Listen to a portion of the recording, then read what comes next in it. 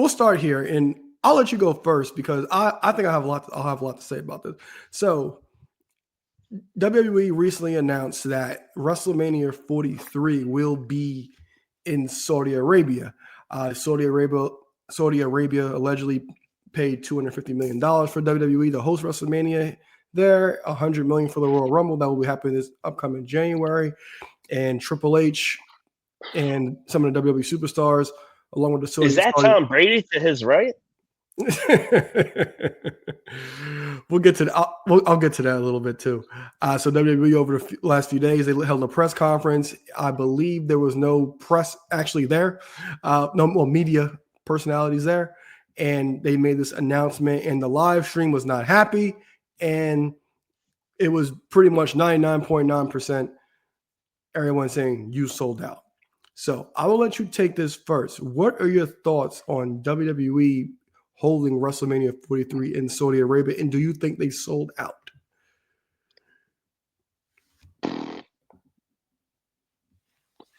Man, it's obviously where we've always seen the arena shows, and we all know what they say about, arenas, the sound go up. And I know from 2018 till now, the crowds have got a little more noisy. However, if you're going to go across the pond, if you're going to get out of North America, end of the day, for 30 plus years, the UK area has been pleading, begging for WrestleMania. They deserve it. If anywhere in the world, and I got no allegiance to there, if anywhere but the UK outside of the North America is going to get a WrestleMania and it's not them, yeah, cool. That sounds like they're selling out. They've gotten no pay-per-views that, quite frankly, ever mattered. And you're going to tell me WrestleMania 43 is going to go there. The look on the women and some other people up there, sure, I get it. You can always put a positive spin on this stuff. I sell. I know how to talk about some bullshit and make it sound good, but you're going to go from where was next year's Mania supposed to be, and it's switching, it's going back to Vegas? It was supposed to be in New Orleans. New Orleans. All right. So we're going from Philly to Vegas to New Orleans, canceled, go back to Vegas to Saudi Arabia. I don't got a lot of it. It's weird. It's not cool. I don't like the decision.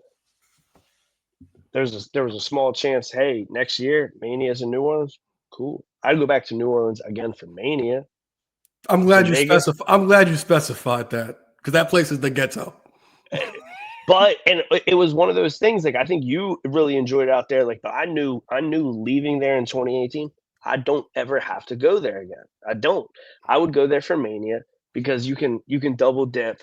I like nightlife. That's there. Blah blah blah blah blah. Unless I'm drugged there for a bachelor party, I don't ever got to go there. I've also been to Vegas for a bachelor party. Again, you're saying, yeah, New Orleans is the ghetto, but it's gonna be affordable. Talking Vegas, that is expensive. Or am I gonna stamp my passport to go to Saudi Arabia? I don't even know if you can fucking drink there. Yeah, they're wild. Bad look. However, unfortunately, I'll tip my hat to just the one aspect that the show will probably be booked well. Look, and I think you'll agree on this. Like, every now and then somebody's coming for Triple H's throat or like his booking or this or that or this or that. I'm just like, at the end of the day, I mean, he's still doing better than what Vince was doing for a long stretch of time. This decision's not solely up to him. Maybe it's a mix of him and Khan. I think TKO got a lot to do with this, but maybe they sold out when they sold to TKO. There's a lot of choices on this, way above my pay grade, but them going to Saudi Arabia, man. All right. Could care less, but not here for it, obviously. All right, so I'm trying to figure out where I'm going to start. So, do I think WWE sold out with this? No, because this was a TKO move. Let's remember, WWE isn't WWE anymore. It's TKO. Quick question. Would you say TKO also is obviously the reason they stopped going to New Orleans and went to Vegas? Oh, Going absolutely. back to Vegas. Yeah. No, absolutely. So for example, if I could answer this question this way, WWE sold out with Saudi Arabia a few years back when that whole murder happened. And everybody was saying guys shouldn't go or whatever. Some people didn't feel comfortable going. So that's when, and they still went. That's when they sold out. But that's how business works. These millionaires and billionaires, they do not care. They want what they want, and if you don't oblige, then you're out of money. You got to answer to all these people. I'm not sure if you remember, but to all the listeners, when COVID happened, remember that time? NBA, for example, because I believe they were the first sport back. The NBA, the owner said, because they stopped missing, the owner said, no, you have to play 70 games for the TV money to kick in. And if you don't play, we're going to rip up the CBA and go back into collective bargaining. So they don't care. And that's how it is. And now when it comes to Saudi Arabia, pretty much every company in every sports league is pretty much affiliated with Saudi Arabia. So feel how you want to feel about Saudi Arabia. Saudi Arabia, they sponsored the Knicks last year. The Knicks wore the Riyadh patches on their jerseys. You talked about Tom Brady at the top of the show. Tom Brady's playing in a football game with Saquon Barkley and some others. So expect everybody to go to Saudi Arabia in some shape or form. NBA might play a preseason game there. And we got this NFL scrimmage, this football scrimmage. So you have to assume NFL will eventually make its way down to Saudi Arabia as well. But I think the disappointing thing is, and especially for like the women, like first of all, you cannot have these queens looking like this. This is a damn shame. What is this? Like, let these queens, like come on, like they look sad. They can't get their shit off. They can't have a good time because like they look forward to this. You know, it's a week of fun. It's a good time. There's like elaborate entrances and just something that you don't experience for the entire year. And now they can't really do it and get the things off that they actually want to do. Like you always hear like Bianca, she puts all this effort into her gear and things like that. But now she has to cover up the entire time.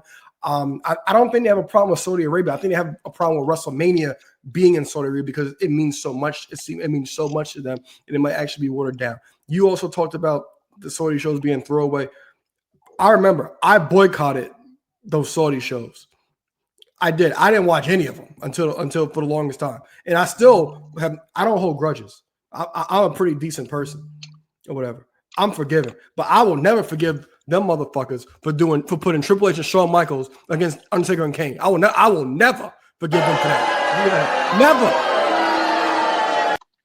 I will not. I mean, there are as much as what you're saying right there. There are matches that I know even you hold in high regard that I've never watched from those shows. Isn't there?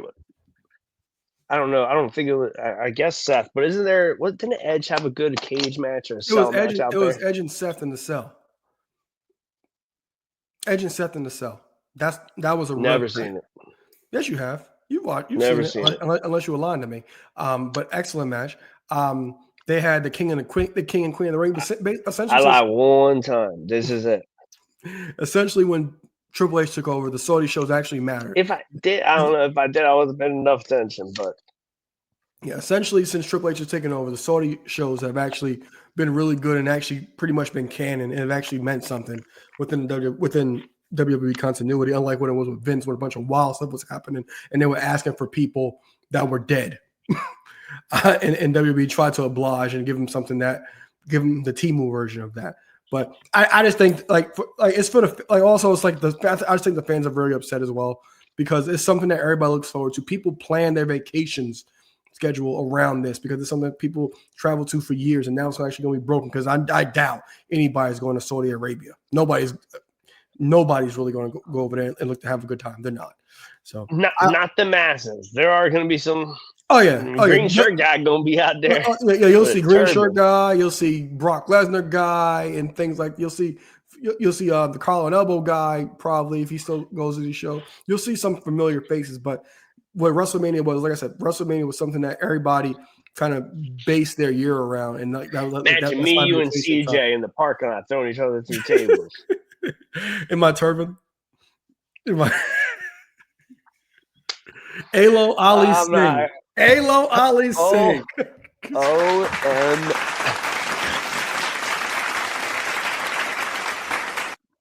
the real European champion. I don't know what's better, that or El Negro Americano. But I just it was, and also it was inevitable. It was going to happen. It was going to happen. We just know. We know money talks, and we knew it was actually going to happen. That WWE would actually end up going to Saudi. WrestleMania was end up going to Saudi. We knew it was happening. It's inevitable, and it's inevitable for everything. Like we even saw this with Live Golf. Like all the top golf players, they were. I believe it was the PGA tour that they were leaving to go participate in Live Golf because the bag was bigger. But it was all inevitable when it comes to Happy WrestleMania. Gilmore too about that. What was that? They made Happy Gilmore too about that. Oh, really? I still haven't watched it yet. Well, you see it, you'll be, oh shit, this real golf right there. All right. So that is it. I can't believe you ain't watched Max, Nikki. I didn't watch it yet. I've been busy. I haven't had a chance to really watch much. So we'll get into the WrestlePalooza. Well, actually, no. Hold on first. We'll jump into this. So last night, NXT Homecoming happened. I did not finish the entire show. I was able to watch a bunch of clips, and I thought it was actually really well done. Of course, you got the people. Some people they were omitted from being mentioned or shown, and they had their own 2 cents about it. But something that I did feel that was compelling was with the NXT TNA partnership. You know, we have a lot of a lot of current TNA wrestlers that were NXT talents, because I think that also kind of made the partnership kind of smooth because we're familiar with them. A lot of the TNA superstars, they were in NXT, but under different names. But a lot of running thread through the night was a lot of the former wrestlers that wrestled in NXT throwing their 2 cents in about how they weren't invited or how there was no TNA inclusion from there. And they talked about their time in NXT. And then we had the Grayson Waller